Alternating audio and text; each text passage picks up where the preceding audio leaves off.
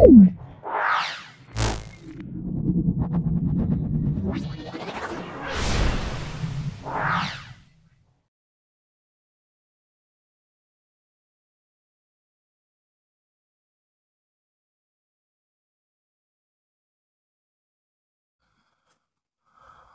আমাদের Dum Dum airport high school class 10-এর physical science পোর্শনটা সলভ করছি। যারা ক্লাস 10-এ পড়ো, যারা 2025-এ মাধ্যমিক দেবে, তাদের জন্য এই সেটটা অত্যন্ত ইম্পর্টেন্ট।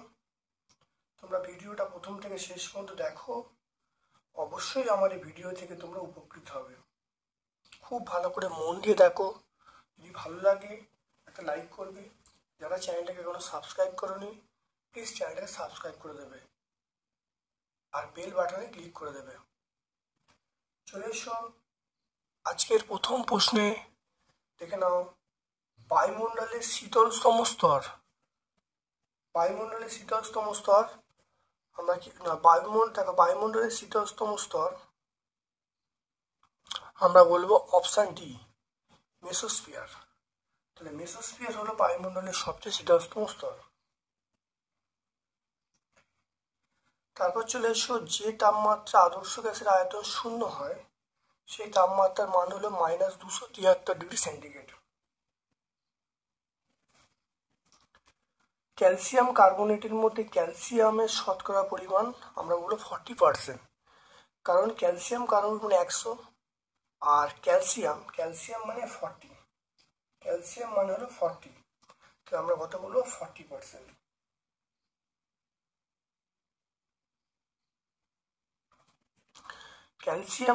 ক্যালসিয়াম কার্বনেটের আমরা বলবো এটা আণবিক ভর। ক্যালসিয়াম কার্বনেটের আণবিক ভর 100 আর ক্যালসিয়ামের 40। তাহলে 100-র মধ্যে ক্যালসিয়ামের 40, তাহলে কত পার্সেন্ট? 40%। তারপর দেখো, কঠিনের তাপীয় প্রসারণ গুণাঙ্ক। কঠিনের তাপীয় প্রসারণ গুণাঙ্ক আমরা বলবো 3টে হবে। একটা দৈর্ঘ্য প্রসারণ গুণাঙ্ক, একটা ক্ষেত্র প্রসারণ গুণাঙ্ক, আর একটা হলো আয়তন প্রসারণ গুণাঙ্ক। সমতল দর্পণের ব্যাসার্ধ দেখে নাও। সমতল দর্পণের ব্যাসার্ধ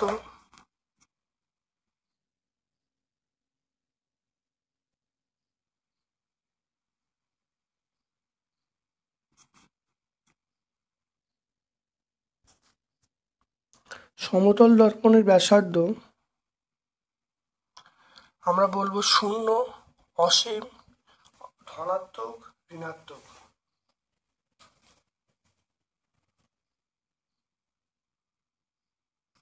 এটা আমরা বলবো অসীম। সমতল দর্পণের ব্যাসার্ধ এটা আমরা বলবো অসীম, এটা আমরা অসীম বলবো।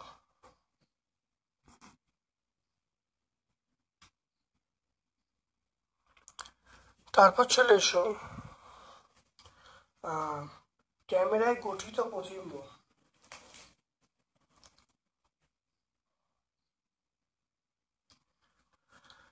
ক্যামেরায় গঠিত প্রতিবিম্ব আমরা বলবো সৎ এবং অবশীর্ষ। ক্যামেরায় গঠিত প্রতিবিম্ব সৎ এবং অবশীর্ষ।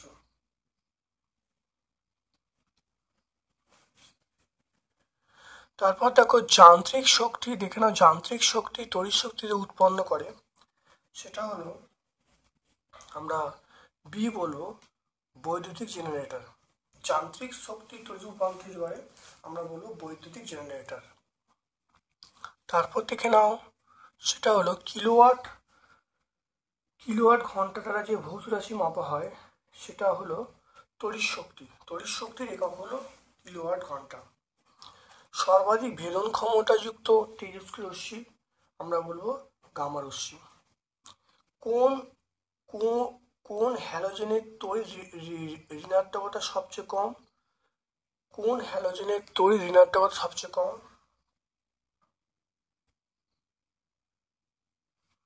এটা আমরা বলবো আয়োডিন। আয়োডিনের সবচেয়ে কম।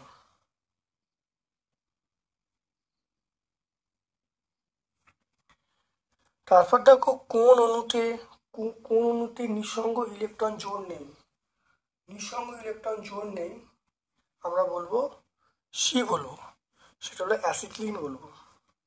মৃদু তড়িৎ বিশ্লেষ্য পদার্থ, মৃদু তড়িৎ বিশ্লেষ্য পদার্থ আমরা বলবো অ্যাসিটিক অ্যাসিড, অপশান ডি বলবো CH3COOH।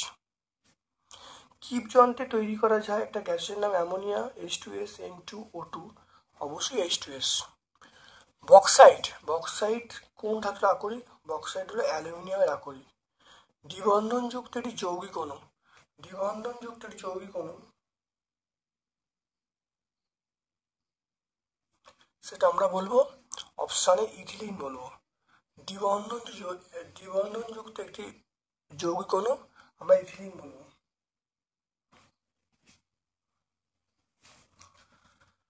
তারপর দেখো ফায়ার আইস, ফায়ার আইস কাকে বলে?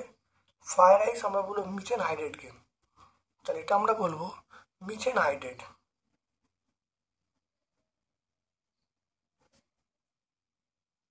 মিথেন হাইড্রেট একটি জৈব গ্রিনহাউস গ্যাসের নাম, একটি জৈব গ্রিনহাউস গ্যাসের নাম আমরা মিথেন বলবো CH4। জৈব গ্রিনহাউস গ্যাস আমরা মিথেন বলবো। বায়োগ্যাসের, তারপর দেখো বায়োগ্যাসের প্রধান উপাদান, এটা আমরা মিথেন বলবো। বায়োগ্যাসের প্রধান উপাদান মিথেন বলবো। তারপর দেখো উষ্ণতা বৃদ্ধি করলে গ্যাসের অণুগুলির গতিশক্তি কি হবে? এটা বাড়বে। চার্লস সূত্রে ভিটি লেখচিত্র কেমন হবে? চার্লস সূত্রে ভিটি লেখচিত্রের প্রকৃতি আমরা বলবো মূল বিন্দুগামী, মূল বিন্দুগামী সরলরেখা।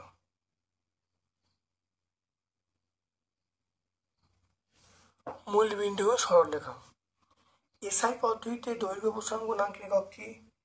এসআই পদ্ধতিতে দৈর্ঘ্য প্রসারণ গুণাঙ্কের একক আমরা বলবো সেটা হলো কেলভিন ইনভার্স। এসআই পদ্ধতিতে হলো কেলভিন ইনভার্স।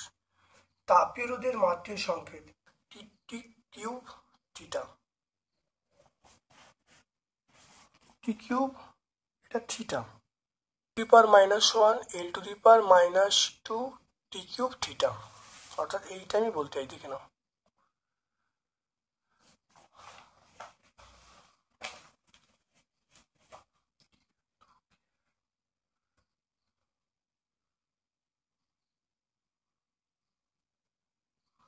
তারপর দেখো লম্ব আপতন, দেখে নাও লম্ব আপতনের জন্য প্রতিসরণ কোণের মান কত হবে?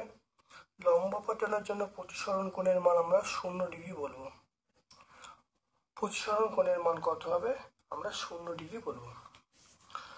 একটি বস্তুকে, এখানে একটি বস্তুকে উত্তর লেন্সে ফোকাসে রাখলে প্রতিবিম্ব গঠিত হবে? প্রতিবিম্ব গঠিত হবে অসীমে, তাহলে কি বলবো? অসীমে গঠিত হবে। আচ্ছা, শূন্যস্থান পূরণ করতে বলে কৃতকার্য সমান ড্যাশ ইন্টু আধান। কৃতকার্য সমান আমরা বলবো এখানে বিভব পার্থক্য, বিভব পার্থক্য ইন্টু আধান।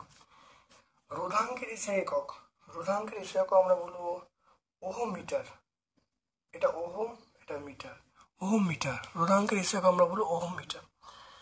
কোন বিশেষ তড়িৎ প্রবাহ বার্লো চক্রে ঘূর্ণন হয়? এটা আমরা বলবো,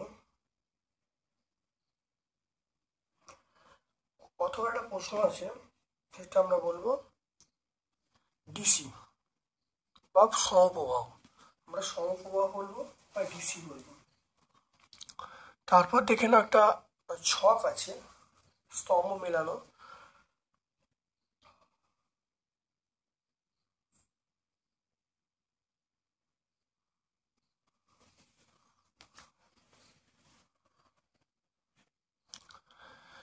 দেখে নাও সন্ধিগত মৌল, সন্ধিগত মৌল এটা আমরা 4 বলবো, অর্থাৎ লোহা বলবো।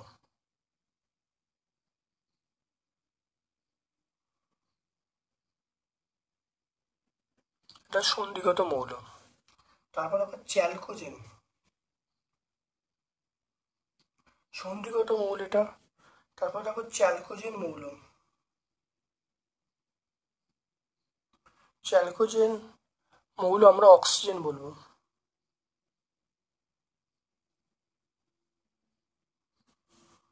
H2O মানে এটা হলো আমরা সমযোজী বলবো,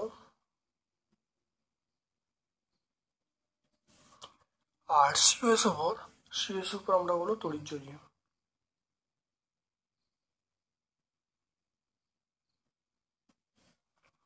তাহলে কি হলো, সন্নিকট মৌল Fe হবে, চ্যালকোজেন অক্সিজেন হবে, H2O আমরা সমযোজী বলবো, আর CH4 এটা তড়িৎযোজী বলবো।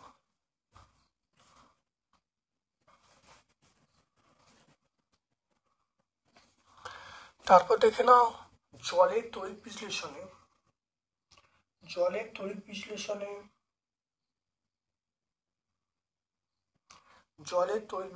ক্যাথোডে কোন ধাতু উৎপন্ন হয়? ক্যাথোডে বলবো হাইড্রোজেন। ক্যাথোডে কোন ধাতু উৎপন্ন হয়? ক্যাথোডে হাইড্রোজেন। তারপর দেখো জলের তড়িৎ বিশ্লেষণে উৎপন্ন হাইড্রোজেন অক্সিজেনের ওজন অনুপাত কত? ওজন অনুপাত আমরা বলবো 1:16, 1:16 বলবো।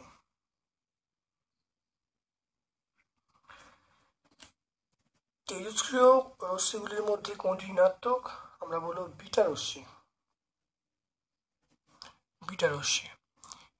নাইট্রোজেন ঘটিত একটি জৈব সার, এটা বলবো ইউরিয়া। লাইকার অ্যামোনিয়া কাকে বলে? অ্যামোনিয়ার সম্পৃক্ত জলীয় দ্রবণকে আমরা লাইকার অ্যামোনিয়া বলবো। অ্যামোনিয়ার সম্পৃক্ত জলীয় দ্রবণকে লাইকার অ্যামোনিয়া বলে। এটা আমরা টেক্সট বই 115 পেজে পেয়ে যাব। এটা ভট্টাচার্য ব্রাদার্সের বই। আচ্ছা, গ্যালভানাইজেশন কোন ধাতু ব্যবহার করা হয়? গ্যালভানাইজেশন প্রক্রিয়া কোন ধাতু ব্যবহার করা হয়?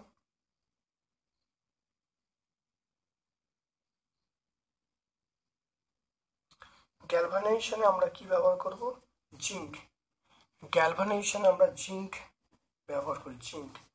মরিচার সংকেত কি? মরিচার সংকেত হলো Fe2O3, NH2O। এনটা মানে পরিবর্তনশীল। Fe2O3, NH2O, এনটা পরিবর্তনশীল। একটি অধাতুর নাম করো যা তড়িৎ পরিবহন করে। একটি অধাতুর নাম তার তড়িৎ পরিবহন করে, সেটা হলো গ্রাফাইট।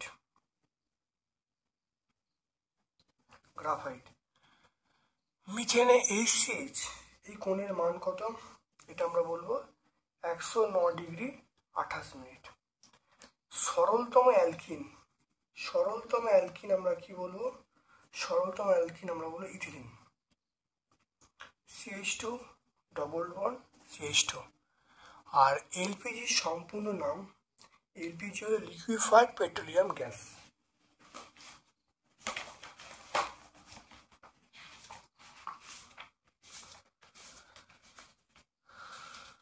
দেখে নাও LPG পুরো নাম দেখে নাও, লিকুইফাইড পেট্রোলিয়াম গ্যাস।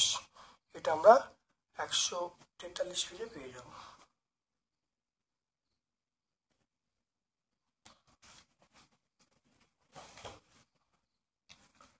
তারপর দেখে নাও বিভাগ গ, ওজোন স্তর ধ্বংসে CFCর ভূমিকা। দেখে নাও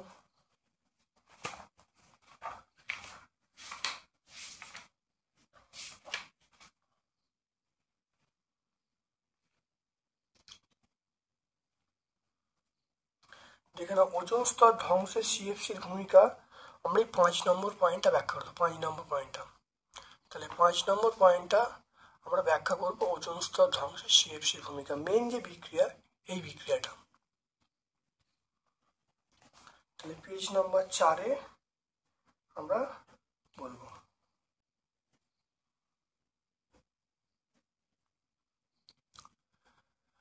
তারপর একটা অঙ্ক আছে, দেখে নাও 27 দেখে নাও 27 সেন্টিগ্রেড তাপমাত্রায় 57 সেন্টিমিটার পারস্তম্ভের চাপে গ্যাসের আয়তন বলা আছে।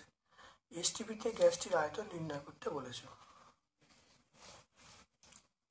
দেখে নাও 27 প্লাস 273 আমরা বলবো 300 চাপ P বলা আছে পি বলা আছে 57 সেমি এইচ।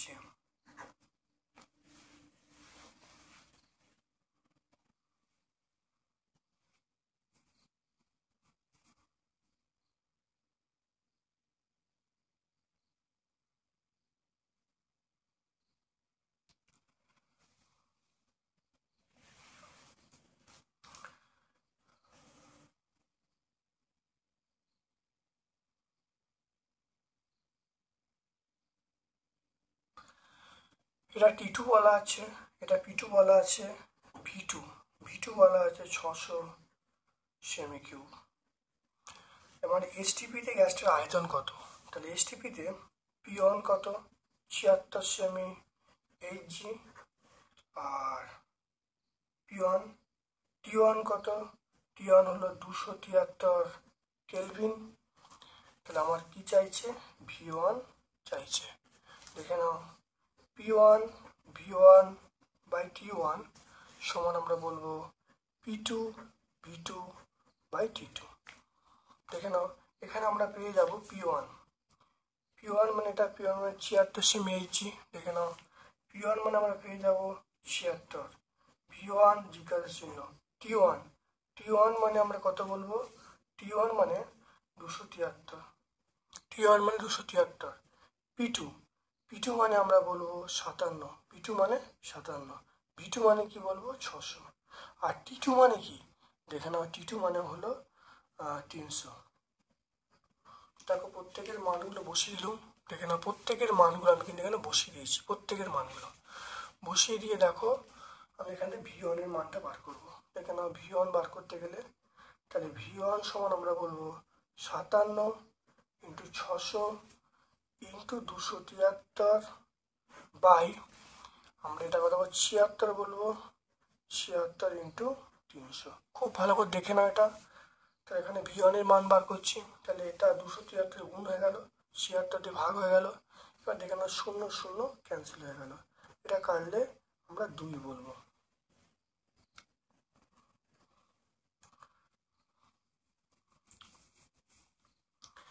এটা দেখো, যদি কাটি 2 দিয়ে এটা কাটলে এটা বলবো 38। এটা 38। 19 দেখো, 19 দিয়ে কাটলে 3 19 57, 19 2। তারপর দেখে নাও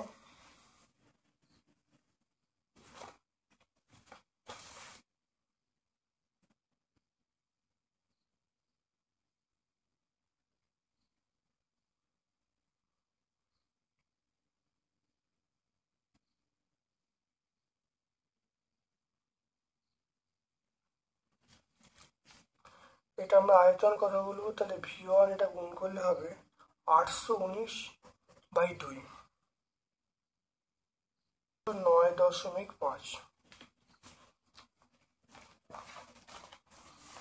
দেখে নাও তাহলে কত বেরোবে। দেখে নাও, এটা করলে যেটা আসবে, দেখে নাও এইচটিপিতে গ্যাসটার আয়তন পেয়ে যাব। তাহলে অতএব অন্তিম আয়তন এটা ভাগ করলে তাহলে অতএব আয়তন কত হবে? আয়তন হবে 409.5 সেমি কিউব। আয়তন পেয়ে গেলাম। দেখো এটা কাটাকুটি করেছি।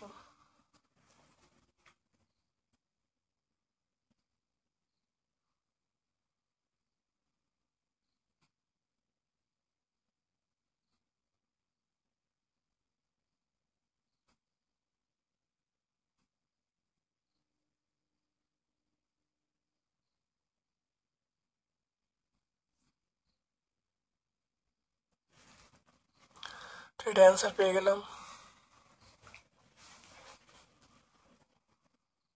এসআই পদ্ধতিতে বার করতে বলছে, এসআই পদ্ধতিতে লিখতে বলছে।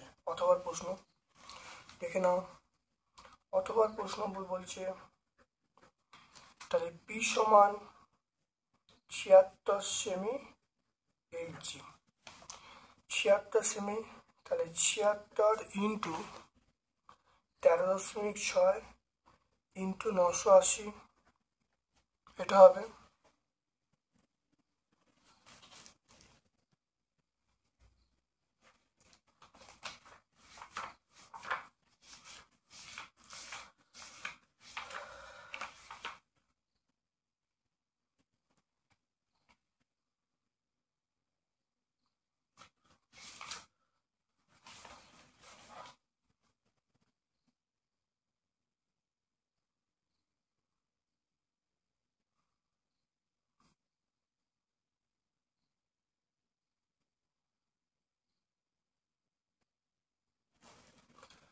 তাহলে এটা করে যেটা আসবে 1.012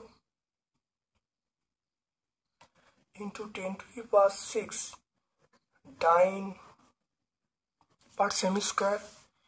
এসআই করলে যেটা আসবে 1.012 into 10⁵ newton per metre square.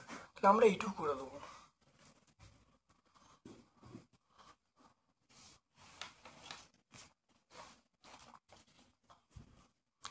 তারপর দেখে নাও চিত্রসহ উত্তল লেন্সের, দেখে নাও বলা আছে চিত্রসহ উত্তল লেন্সের সংজ্ঞা দিতে বলছে। দেখে নাও যে লেন্সের মাঝের দিকটা মোটা, প্রান্তের দিকটা ক্রমশ সরু, তাকে আমরা উত্তল লেন্স বলবো। যে লেন্সের মাঝের দিকটা মোটা এবং প্রান্তের দিকটা সরু, তাকে আমি উত্তল লেন্স বলবো। এটা পেজ নাম্বার 46 পেয়ে যাবো।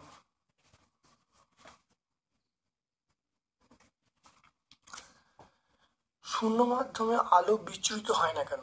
শূন্য মাধ্যমে আলোর বিচ্ছুরণ হয় না কেন? কারণ শূন্য মাধ্যমে সব বর্ণের আলোর বেগ সমান হয়। আমরা বলবো শূন্য মাধ্যমে সব বর্ণের আলোর বেগ সমান হয়, তাই শূন্য মাধ্যমে আলো বিচ্ছুরিত হয় না। এটা তোমরা সহায়িকায় পাবে, সহায়িকায় 217 পেজে পাবে। তারপর দেখো তড়িৎচুম্বকীয় আবেশ সংক্রান্ত ফ্যারাডের সূত্রগুলো লিখতে বলছে।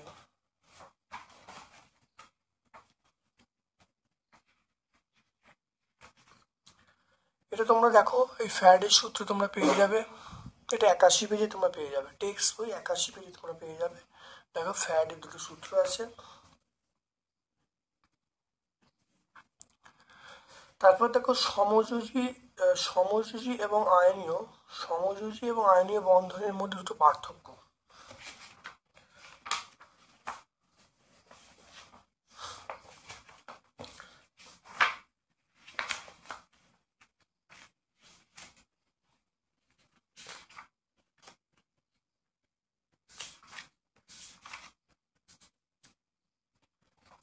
দেখো আয়নীয় বন্ধন সমযোজী বন্ধনের মধ্যে পার্থক্য দেখে নাও। এর মধ্যে যে কোনো দুটো তোমরা বলে দেবে, 1 আর 2 যে কোনো দুটো পয়েন্ট বলে দেবে।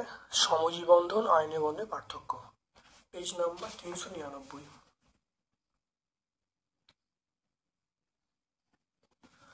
তারপর দেখো সমযোজ্যতা কাকে বলে?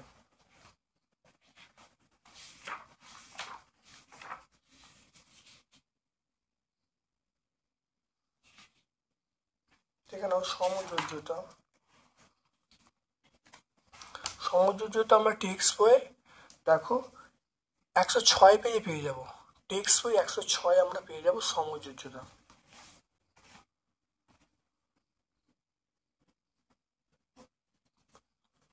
তারপর দেখো Na এবং Na প্লাস এর মধ্যে কোনটা সুস্থিত এবং কেন?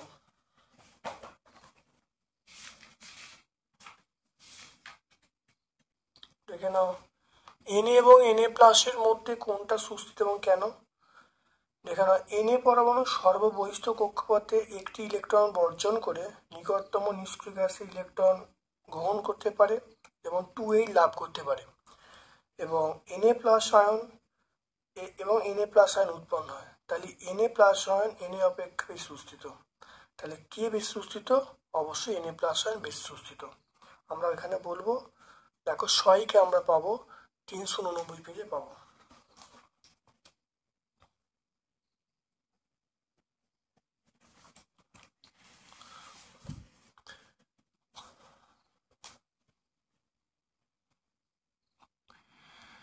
তারপর দেখো H2S কে P2O5 দ্বারা শুষ্ক করা যায় না কেন? কে P2O5 দ্বারা শুষ্ক করা হয় কেন? এটা হয় না, এটা নাটা হবে না, হয় কেন? কারণ দেখো জলটা H2S কে P2O5 দ্বারা চালনা করে শুষ্ক করা যায়। তাহলে অবশ্যই এটা একটা মানে H2S এর মধ্যে যে পরিমাণ জলীয় অংশ থাকে সেটা P2O5 সম্পূর্ণরূপে শোষণ করতে পারে। তাই আমরা H2S কে শুষ্ককরণের কাজে আমরা P2O5 ব্যবহার করি। তারপর দেখে নাও গ্যালভানাইজেশন কিভাবে করা হয়। দেখে নাও গ্যালভানাইজেশন এই পদ্ধতিতে লোহার ওপরে জিঙ্কের খুব পাতলা প্রলেপ দেওয়া হয়। গ্যালভানাইজেশন মানে এই পদ্ধতিতে লোহার ওপরে জিঙ্কের খুব পাতলা প্রলেপ দেওয়া হয়, কি বলা হয় গ্যালভানাইজেশন। এটা আমরা পেজ নাম্বার 131-এ বলবো।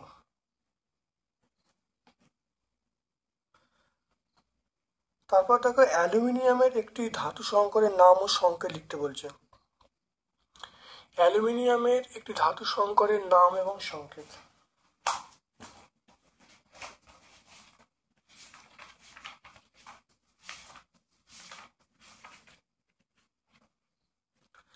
দেখানো অ্যালুমিনিয়ামের একটা আমরা বলবো ডুরালুমিন, মানে সংকেত হয় না, এর মধ্যে উপাদানগুলো বলে, তাহলে দেখো আমরা বলবো ডুরালুমিন, এর মধ্যে অ্যালুমিনিয়াম আছে, কপার আছে, ম্যাঙ্গানিজ আছে, ম্যাগনেসিয়াম আছে। এগুলো এর কাজটা কোথায় ব্যবহার করবো? বিমানের কাঠামো, মোটর গাড়ির বিভিন্ন অংশ, বিভিন্ন যন্ত্রপাতি তৈরিতে ব্যবহার করা হয়। তাহলে এখানে হলো যে অ্যালুমিনিয়ামের সংকর ধাতু নয়, অ্যালুমিনিয়ামের সংকর ধাতু সংকেত না, উপাদান, এটা আমরা বলবো উপাদান।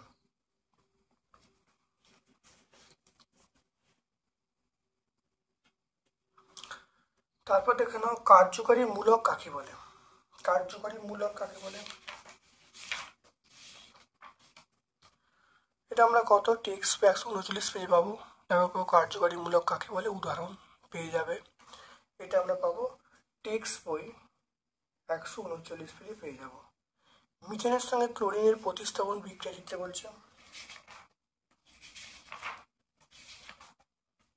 দেখে নাও মিথেনের সঙ্গে ক্লোরিনের যে প্রতিস্থাপন বিক্রিয়া, ভালো দেখে নাও, এখানে 4টে বিক্রিয়া আছে, পরীক্ষায় 4টে বিক্রিয়াই লেখা উচিত। দেখে নাও ভালো করে, এটা পেজ নাম্বার 144।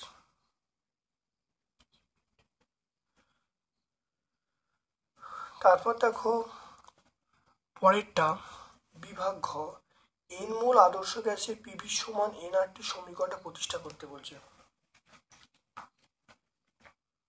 দেখে নাও এটি প্রমাণ, অর্থাৎ চার্লস বয়েল অ্যাভোগাড্রো সূত্রের যে সমীকরণ, চার্লস বয়েল এবং অ্যাভোগাড্রো সূত্রের সাহায্যে আদর্শ সমীকরণ। আমরা এইখান থেকে শুরু করে আমরা এখানে শেষ করব। উত্তরটা হয়ে যাবে, এটা পেজ নাম্বার 17 পেয়ে যাব। এটা আমরা পেয়ে যাব পেজ নাম্বার 17। চার্লসের সূত্র বিবৃত করতে বলছে। আর কে সর্বজনীন গ্যাস ধ্রুবক বলা হয় কেন? দেখে নাও চার্লসের সূত্র, দেখে নাও চার্লস সূত্র বিবৃত করতে বলছে, এটা পেজ নাম্বার 12 পেয়ে যাব। এটা আমরা পেজ নাম্বার 12 আমরা পেয়ে যাব। আর কে সর্বজনীন গ্যাস ধ্রুবক বলে কেন?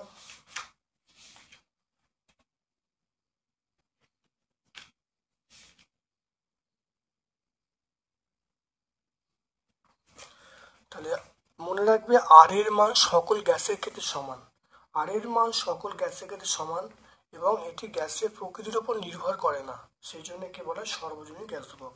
এটা আমরা পেজ নাম্বার 17 পেয়ে যাব।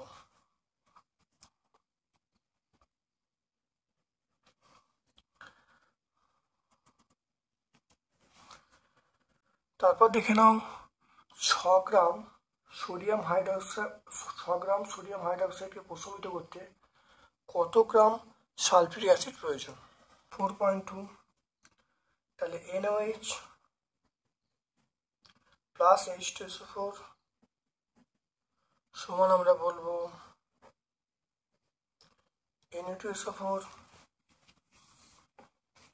Plus H2O। এখানটা আমরা 2 দেবো।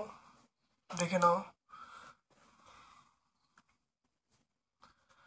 দেখো হাইড্রোজেন কটা, হাইড্রোজেন দেখো দুটো, হাইড্রোজেন দেখো দুটো, হাইড্রোজেন দেখো দুটো 4টে, তাহলে দুটো দিলাম। অক্সিজেন দেখো এখানে দেখো দুটো, তাহলে আমরা এইটা বিক্রিয়া লিখব। তাহলে 2Na, Na মানে 23, অক্সিজেন মানে আমরা 16 বলবো, অক্সিজেন 16 বলবো, হাইড্রোজেন আমরা কত বলবো?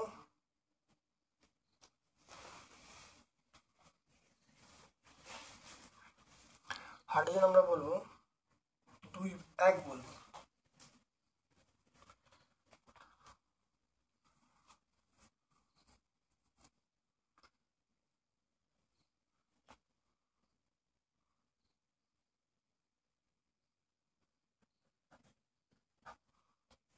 এটা 40, তাহলে 2 ইন্টু 40, এটা আমরা কত বলবো, 80 বলবো। তাহলে এটা হলো 80 গ্রাম আমরা বলবো। দেখে নাও, এটা যোগ করলে 40, তাহলে 2 ইন্টু 40 মানে 80 গ্রাম। সালফিক অ্যাসিড চলে এসছে, সালফিক অ্যাসিড এটা হলো 2। সালফার মানে হলো 32, সালফার মানে 32। অক্সিজেন মানে 4 ইন্টু 16 গ্রাম।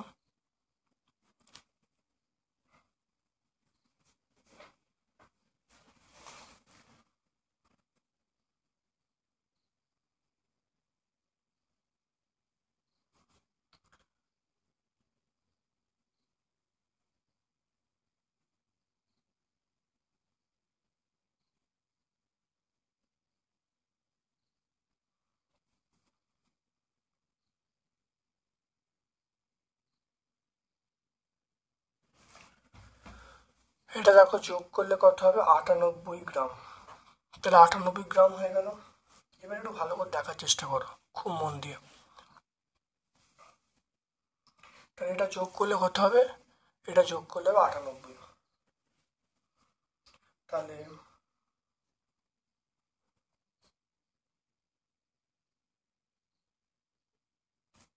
তাহলে 80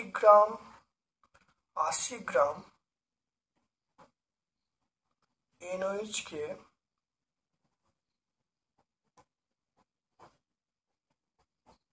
প্রশমিত করতে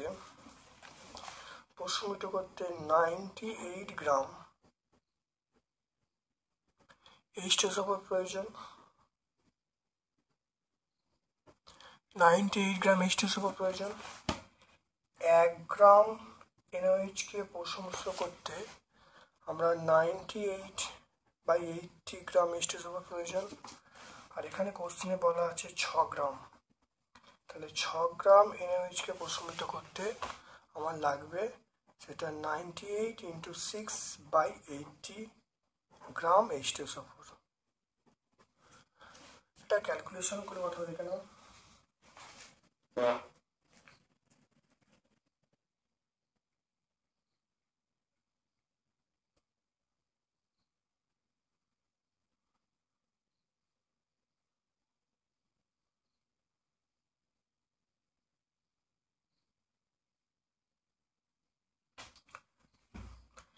এটা আমরা বলবো 7.35 গ্রাম। খুব ভালো করে দেখে নাও, এটা হলো 80 গ্রাম। দেখো 80 গ্রাম NOH কে প্রশমিত করতে 98 গ্রাম H2SO4 প্রয়োজন। 1 বার করবো আর 6 বার করবো, বার করলে কিন্তু অ্যান্সার পেয়ে যাবো। দেখে নাও, দ্বিধাতব পাত কাকে বলে? দ্বিধাতব পাত হলো সমদৈর্ঘ্য প্রস্থ এবং বেধের দুটি ভিন্ন ধাতুর পাত রিবেট দিয়ে তৈরি করা একটা সংস্থা। তাহলে দ্বিধাতব পাত হলো সমদৈর্ঘ্য প্রস্থ বেধের দুটি ভিন্ন ধাতু যা রিবেট দিয়ে তৈরি একটা সংস্থা।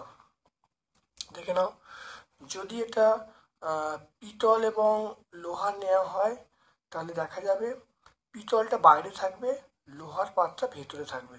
দেখে নাও ভালো করে, 28-এ পাবো। এটা আমরা পেজ নাম্বার 28-এ পাবো। দেখো তারপরে রিবেট করা দ্বিধাতব পাতকে উত্তপ্ত করলে ভেঙে যায় কেন?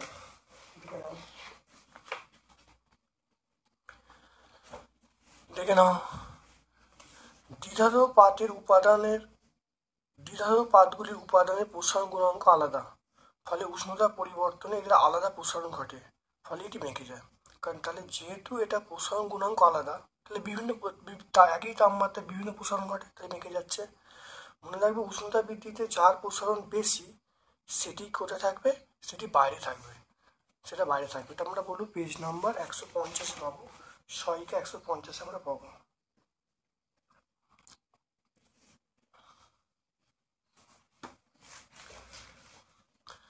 তারপর দেখো চলে আসছি তামার তাপ পরিবাহিতাঙ্ক। এইটা বলতে কি বোঝো? তামার তাপ পরিবাহিতাঙ্ক 385 watt metre inverse kelvin inverse বলতে কি বোঝো?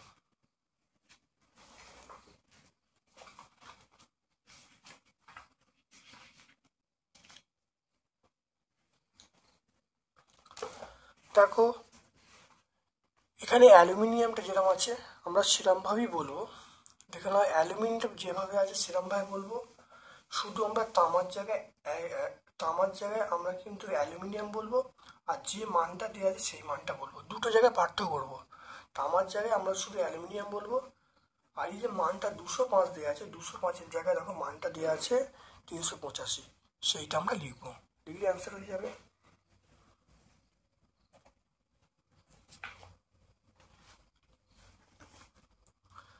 এটা আমরা সহায়িকা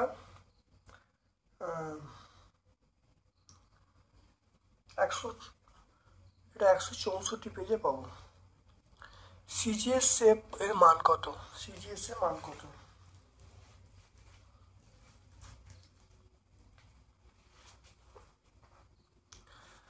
তাহলে এসআই মানটা দেওয়া আছে, তাহলে সিজিএস এ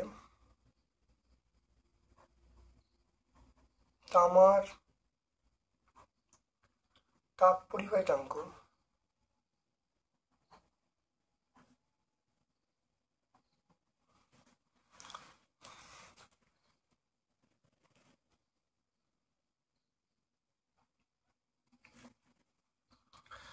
মনে রাখবে, যে মানটা দেয়া আছে 385 দেওয়া আছে, সেখানে আমি 420 দিয়ে ভাগ করে দেবো।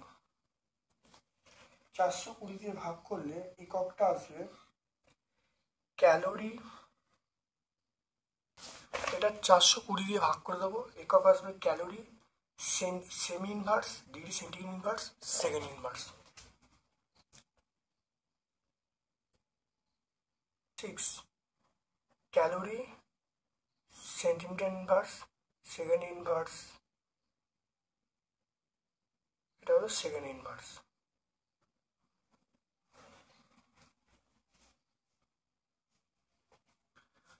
তারপর দেখে নাও,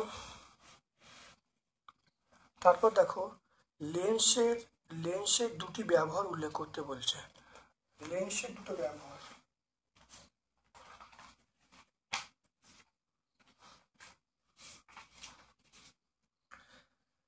দেখে নাও লেন্সের আমরা ব্যবহার অনেক ক্ষেত্রে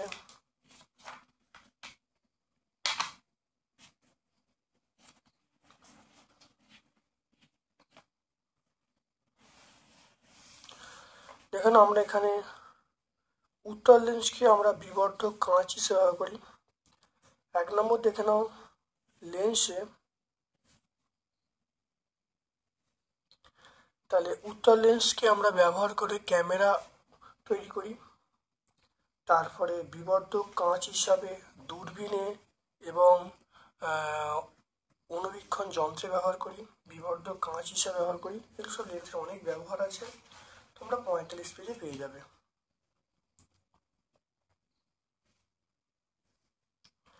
45 পেজে তোমরা পেয়ে যাবে। লেন্স দ্বারা প্রতিবিম্ব গঠনে আলোর কোন ধর্ম প্রযোজ্য? এটা বলো প্রতিসরণ। আলোর প্রতিসরণ এবং প্রতিফলন দুটোই, আলোর প্রতিফলন এবং প্রতিসরণ দুটোই। কোনো লেন্সের বক্রতা কেন্দ্রে বস্তু রাখলে বস্তুর প্রতিবিম্ব কেমন হবে? বক্রতা কেন্দ্র, দেখো কোনো লেন্স যদি বক্রতা, দেখে নাও বক্রতা কেন্দ্রে রাখা হয়, কোনো বস্তুকে বক্রতা কেন্দ্রে রাখলে তাহলে দেখতে পাচ্ছ যে বস্তুটা প্রতিবিম্ব উল্টো হবে, প্রতিবিম্ব উল্টো হবে, আকারটা সমান হবে। তাই ছবিটি তোমরা আঁকবে, আঁকলে তোমরা বলবে বস্তু উল্টো হবে, সৎ হবে, অবশিষ্ট হবে, বিবর্ধন 1 হবে। এটা বলে দেবে। পেজ নম্বর 210-এ আমরা পেয়ে যাব। আচ্ছা, উত্তল লেন্সের আলোক কেন্দ্র 4.5 দেখে নাও। উত্তল লেন্সের আলোক কেন্দ্র বলতে কি বোঝো? আলোক কেন্দ্রগামী রশ্মির চ্যুতি আমরা বলবো 0 ডিগ্রি। উত্তল লেন্সের আলোক কেন্দ্র দেখে নাও, দেখে নাও উত্তল লেন্সের আলোক কেন্দ্র তোমরা এখানে পেয়ে যাবে। দেখে নাও উত্তল লেন্সের আলোক কেন্দ্র। এখান থেকে শুরু করবে, এই পর্যন্ত বলে দেবে, আর এই ছবিটা আঁকবে। পেজ নাম্বার 42 তোমরা পেয়ে যাবে।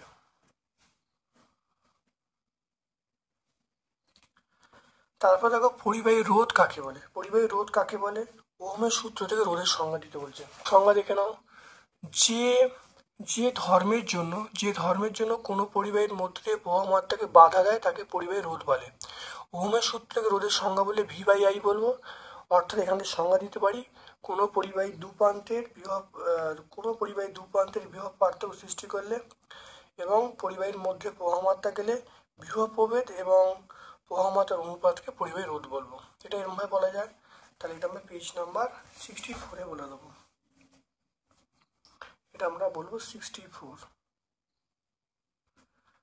তারপর দেখো অথবা প্রশ্ন আছে 4.2, দেখতে পাচ্ছ 4.2 ওহম বিশিষ্ট 4.2 ওহম রোধ বিশিষ্ট একটি পরিবাহীর মধ্য দিয়ে 1 অ্যাম্পিয়ার তড়িৎ প্রবাহ 1 ঘন্টাতে চললে কি পরিমাণ তাপ উৎপন্ন হবে, দেখে নাও।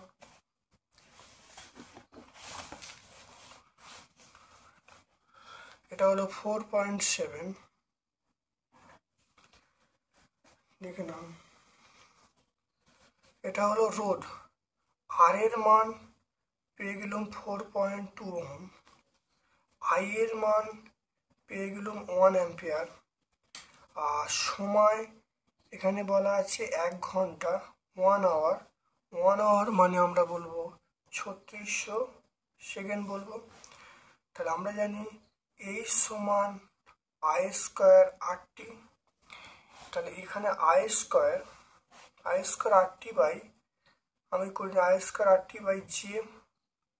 তাহলে আই স্কোয়ার মানে হলো 4.2 তার স্কোয়ার, আর মানে 1, টি মানে 3600 বাই, এটা আমরা 4.2 বসাচ্ছি, জি এর মান 4.2। তাহলে এককটা কিন্তু ক্যালোরি হবে। তাহলে এটা এসআই একক বসাচ্ছি 4.2, তাহলে বসালে এককটা কি হবে, অবশ্যই ক্যালোরি হবে।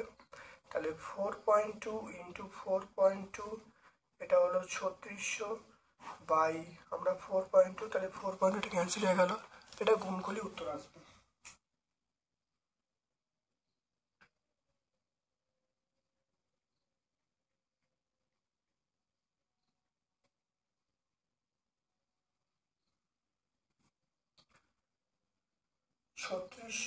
ইন্টু 4.2,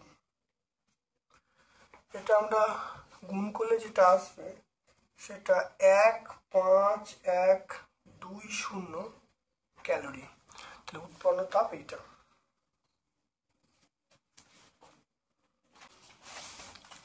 তারপর দেখে নাও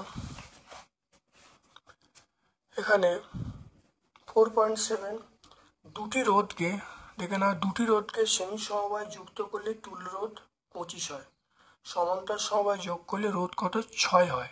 রোধ দুটির মান বার করতে বলছে, দেখে নাও।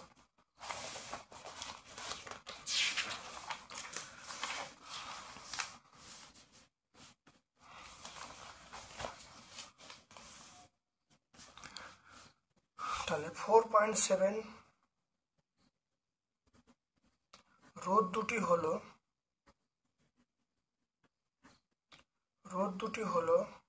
R1 ও R2। এবার শ্রেণী সমবায় যোগ করলে আর এর সমান আমরা বলবো R1 প্লাস R2, সমান্তরাল সমবায় যোগ করলে RP সমান আমরা বলবো রোধ দুটোর গুণফল বাই রোধ দুটোর যোগফল। এটা আমরা সূত্র জানি। তাহলে শ্রেণী সমবায় দেখো মানটা বলা আছে 25, তো এটা 25 করলাম, তাহলে R1 প্লাস R2, তাহলে এখান থেকে তাহলে আমি লিখতে পারছি, তাহলে R1 প্লাস R2 এই মানটা আমরা 25 বলবো। এরপর দেখে নাও এটার মান কত বলা আছে, এটার মান 6 বলা আছে, 6 হলো, আর এটা R1 into R2, R1 plus R2 এর মান কত 25, তাহলে 25 মান বসিয়ে দিলাম। তাহলে R1 ইন্টু R2 এর মান কত হবে, এটা হবে 150 বলবো, 150 পেয়ে গেলাম। তাহলে R1 মাইনাস R2 এর মান আমরা বার করব, দেখে নাও R1 মাইনাস R2, তাহলে R1 প্লাস R2 তার হোল স্কোয়ার মাইনাস 4r1r2, এটা আমরা বলবো। তাহলে r1 প্লাস আমরা r1 প্লাস r2 মান পেয়ে যাব কত, দেখো 25, এই 25, তাহলে 25 তার স্কোয়ার, এটা 4 ইন্টু 150, দেখে নাও।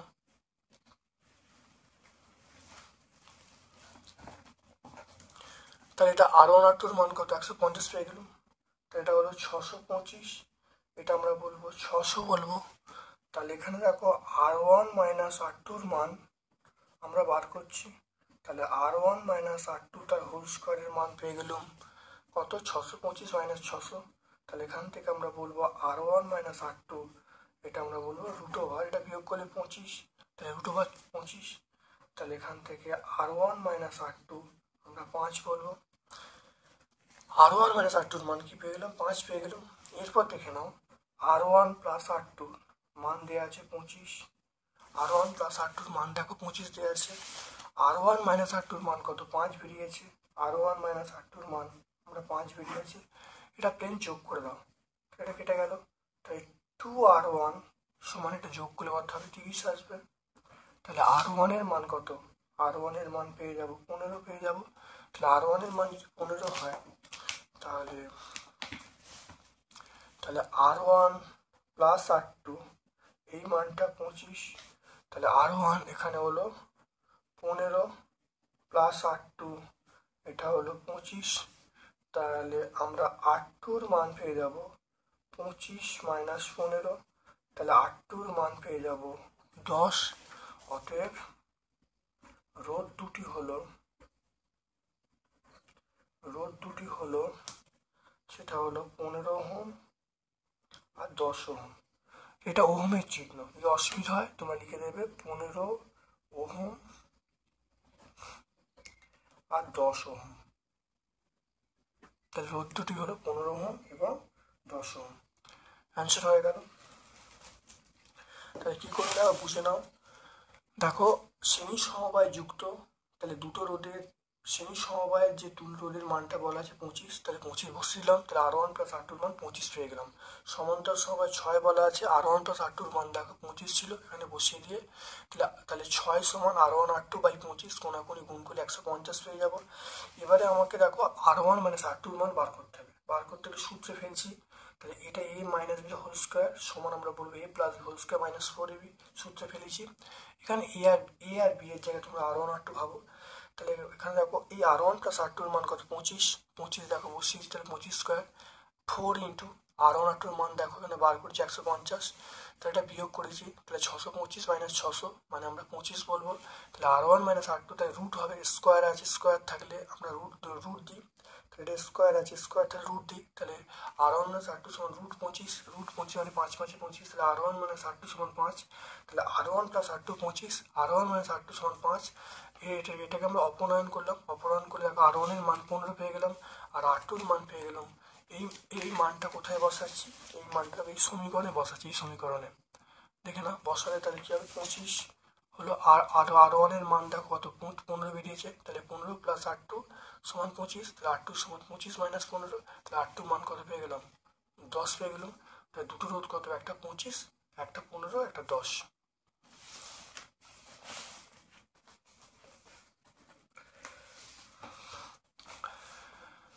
তারপর দেখে নাও যে তেজস্ক্রিয়, দেখে নাও তেজস্ক্রিয় মৌল কাদের বলে, দুটি তেজস্ক্রিয় মৌলের নাম লিখতে বলছে। যে সকল পদার্থ থেকে তেজস্ক্রিয় ধর্ম, দেখো যে ধর্মের জন্য কিছু উচ্চ ভর বিশিষ্ট মৌলের স্বতঃস্ফূর্তভাবে এক অদৃশ্য বিকিরণ বের হয় এবং নতুন পরমাণুতে পরিণত হয়, তাকে আমরা বলবো তেজস্ক্রিয়তা। আর যে সকল মৌলে এই তেজস্ক্রিয় ধর্ম দেখা যায় তাকে আমরা বলবো তেজস্ক্রিয় মৌল, যেমন রেডিয়াম, পোলোনিয়াম, থোরিয়াম, এগুলো আমরা বলবো। এটা পেজ নাম্বার 89-এ পেয়ে যাব। তারপর দেখো পর্যায় সারণী কাকে বলে, মেন্ডেলিভের পর্যায় সারণী ত্রুটি লিখতে বলছে।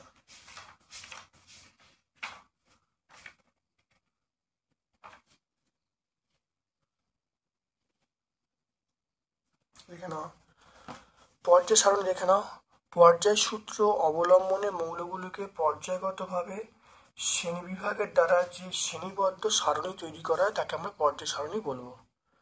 আর মেন্ডেলিভের পর্যায় সারণীর ত্রুটি আমরা বলবো, সেটা আমরা এখানে দেখো ত্রুটি আছে, অনেকগুলো ত্রুটি আছে, আমরা যেখানে দুটো পয়েন্ট আমরা উল্লেখ করে দেবো।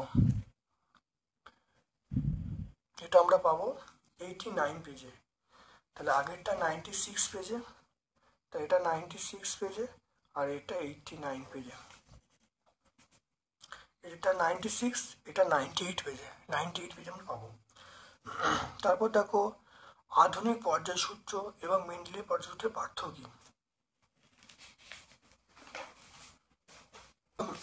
দেখে নাও।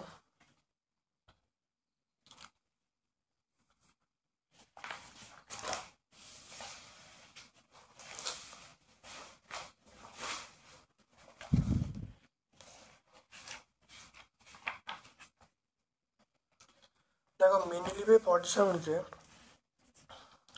মেন্ডেলিভের পর্যায় সারণীর সূত্র দেখে নাও। এখানে দেখো বলা আছে ভৌত ও রাসায়নিক ধর্ম তাদের পারমাণবিক ভরের সঙ্গে পর্যায়ক্রমে পুনরাবৃত্তি হয়। কিন্তু আধুনিক সূত্রে দেখো বলা আছে, দেখে নাও, দেখো মৌলের ভৌত এবং রাসায়নিক ধর্মগুলো মৌলের পরমাণু ক্রমাঙ্ক বৃদ্ধির সঙ্গে সঙ্গে পর্যায়ক্রমে পুনরাবৃত্তি হয়। তাহলে এটা পার্থক্য হয়ে গেল নাম্বার 1। নাম্বার 2 দেখো, এখানে দেখে নাও মেন্ডেলিভের পর্যায় দেখো 7টা পর্যায় আর কটা দেখো 8টা গ্রুপ বা 8টা শ্রেণী আছে, ঠিক আছে। কিন্তু এখানে তুমি দেখে নাও কটা আছে, দেখো 7টা পর্যায়, পর্যায় কিন্তু একই আছে ওই তোমার আধুনিক পর্যায় সূত্রতে, কিন্তু শ্রেণী দেখো 18টা হয়ে গেছে। তাহলে বুঝতে পারলে এটাই দুটো মৌলিক পার্থক্য, ভালো করে লিখে দেবে, এটা আমরা পেয়ে যাব।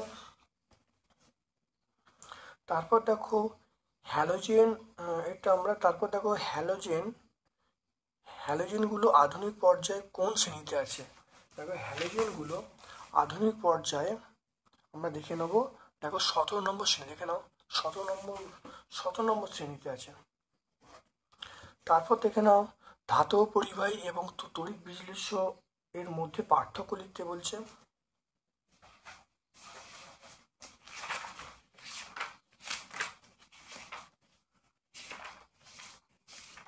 দেখে নাও, আমরা এই পার্থক্যটা পরিষ্কার লিখে দেবো, দেখে নাও ভালো করে। অনেকগুলো পার্থক্য আছে, এর মধ্যে যে কোনো 3টে লিখে দেবো। পেজ নাম্বার 113, এটা আমরা পেজ নাম্বার 113 পেয়ে যাব। চিত্রসহ তড়িৎ বিশ্লেষণ প্রক্রিয়ায় আমাকে ভোল্টামিটার ক্যাথোড অ্যানোড দেখাতে বলছে। দেখে নাও আমি ছবিটা এটা এঁকে দেবো, দেখে নাও এটা এঁকে দেবো, এটা ক্যাথোড, এটা অ্যানোড, এটা ভোল্টামিটার, যে পাত্রে তড়িৎ বিশ্লেষণ করা হয়। দেখে নাও এটা আমরা পেয়ে যাবো পেজ নাম্বার 113।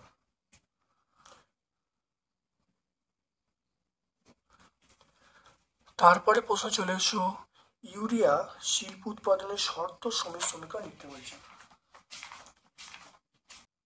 দেখে নাও ইউরিয়া শিল্প উৎপাদন তোমরা দেখে নাও, এখান থেকে শুরু করবে, এখানে লিখে দেবে। তো এটা আমরা পেজ নাম্বার 121 পাবো, এটা ইউরিয়া শিল্প উৎপাদন, পেজ নাম্বার 121 পাবো। তারপর দেখো মনোমার কাকে বলে, টেফলনের মনোমারের নাম ও সংখ্যা লিখতে বলছে। মনোমার এটা আমরা পাবো, দেখে নাও, দেখো দেখে নাও এটা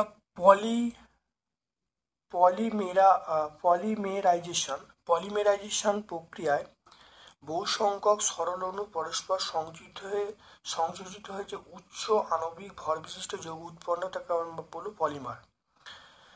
আর অপরদিকে যে সকল সরল অণু সংযোগে পলিমার গঠিত হয় তাদেরকে আমরা মনোমার বলবো। যেমন পলিথিনের মনোমার হলো ইথিলিন। এটা আমরা পেজ নাম্বার 145 পেয়ে যাব, পেজ নাম্বার 145 পেয়ে যাব। 145 টেফলনের মনোমারের নাম ও সংকেত।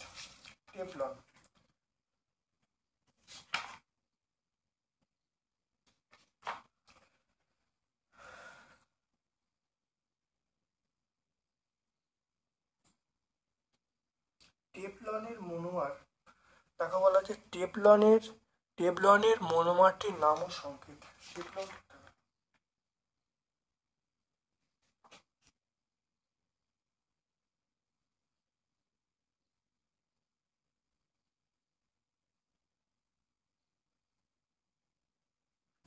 টেফলন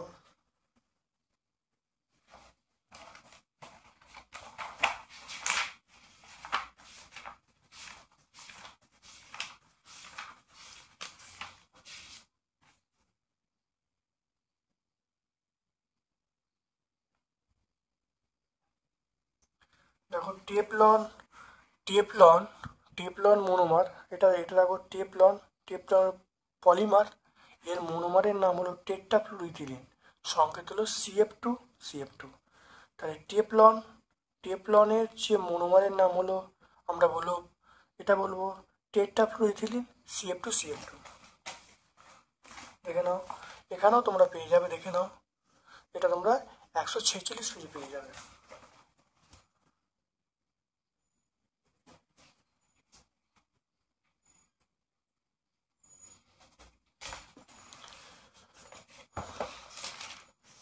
তাহলে আজকে আমরা দমদম এয়ারপোর্ট হাই স্কুল সম্পূর্ণ সলভ করলাম। ভিডিওটা প্রথম থেকে শেষ পর্যন্ত দেখো, অবশ্যই তোমরা উপকৃত হবে। আমার পক্ষ থেকে সকলকে ধন্যবাদ এবং শুভকামনা জানাচ্ছি। Thank you.